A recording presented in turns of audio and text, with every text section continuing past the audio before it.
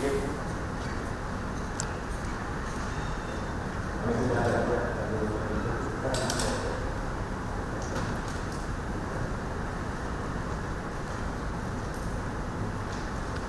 saya membacakan satu halaman. Saya sebagai pengantar. Saudara-saudara yang terhormat, ini tadi jam 10 baru saja Presiden Republik Indonesia yang didampingi oleh Menko Polhukam dan saya dan Mensesnek menerima 7 orang anggota TP3 yang dipimpin oleh kedatangannya dipimpin oleh Pak Amin Rais, tapi pimpinan TP3-nya itu sendiri adalah Abdullah Yahamahua. 7 orang tadi yang datang, Pak Amin Rais, Pak Abdullah Yahamahua, kemudian Pak Marwan Batubara, kemudian ada Kiai Muhyiddin. Dan yang 3 karena pakai masker kita nggak tahu satu persatu, tetapi ada 7 orang tadi. Intinya mereka menyampaikan 2 hal atau 1 hal pokok, yaitu soal terbunuhnya atau tewasnya 6 laskar FPI yang itu diurai dalam 2 hal. Pertama, harus ada penegakan hukum sesuai dengan ketentuan hukum, sesuai dengan perintah Tuhan bahwa hukum itu adil, dan yang kedua ada ancaman dari Tuhan kalau orang membunuh orang mukmin tanpa hak, maka ancamannya neraka jahanam. Itu kemudian diurai.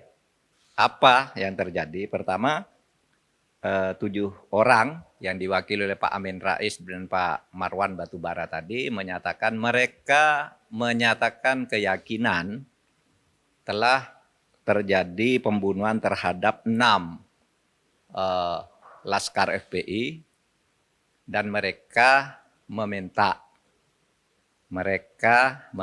agar ini dibawa ke pengadilan HAM karena pelanggaran HAM berat. Itu yang disampaikan kepada Presiden. Pertemuan berlangsung tidak lebih atau tidak sampai 15 menit. Bicaranya pendek dan serius gitu. Hanya itu yang disampaikan oleh mereka, bahwa mereka yakin telah terjadi pembunuhan yang dilakukan dengan cara melanggar HAM berat, bukan pelanggaran HAM biasa, sehingga 6 laskar FPI itu meninggal.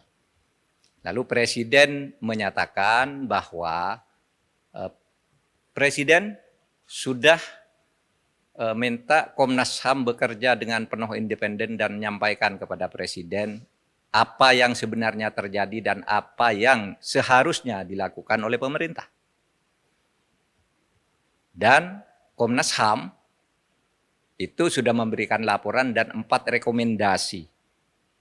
4 rekomendasi itu sepenuhnya sudah disampaikan kepada Presiden agar diproses secara transparan, adil, dan bisa dinilai oleh publik. Yaitu bahwa temuan Komnas HAM yang terjadi di Cikampek, Tol Cikampek kilometer 50 itu adalah pelanggaran HAM biasa. Pak Marwan Batubara tadi mengatakan mereka yakin 6 orang ini adalah warga negara Indonesia. Oke, kita juga yakin. Mereka adalah orang-orang yang beriman, kita juga yakin. Dan mereka juga yakin, Pak Marwan Batubara, telah terjadi pelanggaran HAM berat. Saya katakan, pemerintah terbuka. Kalau ada bukti mana pelanggaran HAM beratnya itu, mana, sampaikan sekarang. Atau kalau enggak nanti sampaikan menyusul kepada Presiden. Bukti, bukan keyakinan. Karena kalau keyakinan, kita juga punya keyakinan sendiri-sendiri bahwa peristiwa itu dalangnya si A, si B, si C. Kalau keyakinan. Tapi Komnas HAM sudah menyelidiki sesuai dengan kewenangan undang-undang, enggak ada. Apa? Pelanggaran HAM berat itu 3 syaratnya. 1 dilakukan secara terstruktur. Itu dilakukan oleh aparat secara resmi dengan cara berjenjang. Struktur itu berjenjang. Harus targetnya bunuh 6 orang yang melakukan ini, taktiknya begini, alatnya ini, kalau terjadi ini, larinya ke sini. Itu terstruktur. Sistematis. Ya, terstruktur sistematis. Juga jelas tahap-tahapnya. Perintah pengerjaan itu. Itu pelanggaran HAM berat. Masif. Menimbulkan korban yang meluas. Kalau ada bukti itu, mari bawa. Kita adili secara terbuka. Kita adili para pelakunya berdasar Undang-Undang Nomor 26 Tahun 2000. Nah, saya sampaikan begitu tadi, silahkan kami menunggu. Terbuka.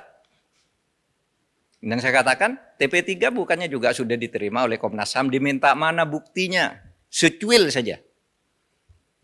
Bahwa ada terstruktur sistematis dan masifnya.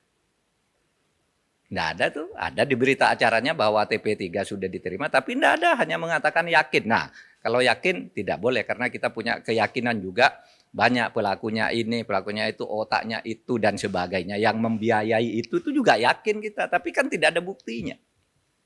Oke, nah akhirnya ingin saya katakan bahwa sejak peristiwa ini meletus, masyarakat sudah mulai muncul agar dibentuk TGPF, Tim Gabungan Pencari Fakta.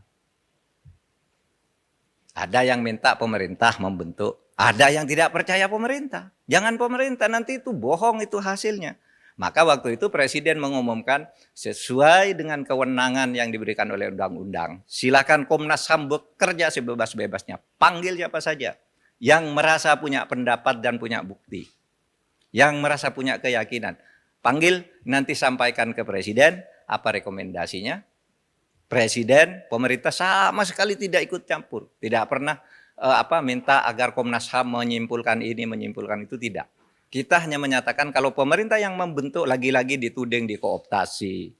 Timnya orangnya pemerintah, timnya diatur oleh orang istana, timnya orang dekatnya si A, si B. Nah, oleh sebab itu kita serahkan Komnas HAM. Komnas HAM silakan nyelidiki, mau membentuk TGPF juga atas nama di bawah bendera Komnas HAM, silahkan. Mana rekomendasinya kita lakukan. Nah, itu yang kami jawab tadi. Nah, saudara, saya ingin jelaskan satu hal lagi yang juga saya jelaskan. Ada tertawaan publik semula. Ya. Masyarakat banyak yang ngejek, nyinyir gitu. Kenapa kok orang mati dijadikan tersangka? 6 laskar itu kan dijadikan tersangka oleh polisi. Itu hanya konstruksi hukum, dijadikan tersangka sehari,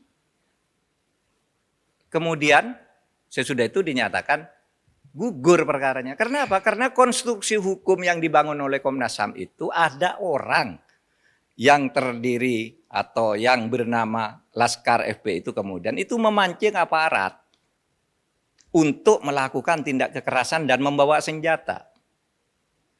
Ada bukti senjatanya, ada proyektilnya. Bahkan di laporan Komnas HAM itu ada juga nomor telepon orang yang memberi komando. Siapa? Gitu. Nah, oleh karena sekarang 6 orang terbunuh ini yang kemudian menjadi tersangka, dicari pembunuhnya, maka dikonstruksi dulu dia tersangka karena dia memancing aparat untuk melakukan tindak kekerasan dengan membawa senjata. Nah, sesudah itu baru siapa yang membunuh 6 orang ini, yang memancing ini. Nah, baru ketemu 3 orang polisi. Yang ditemukan oleh Komnas HAM itu 3 orang. Nah, sesudah ini ditemukan konstruksi hukumnya, baru 6 orang itu diumumkan oleh polisi, perkaranya gugur. Dalam bahasa yang sering umum disebut SP3, tapi tidak usah SP3.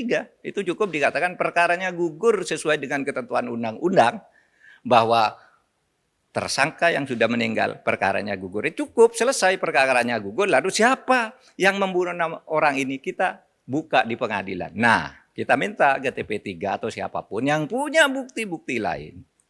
Kemukakan di proses persidangan itu. Sampaikan melalui Komnas HAM kalau ragu terhadap polisi. atau kejaksaan, sampaikan di sana. Gitu. Tapi kami melihat yang dari Komnas HAM itu sudah cukup lengkap. Assalamualaikum warahmatullahi wabarakatuh.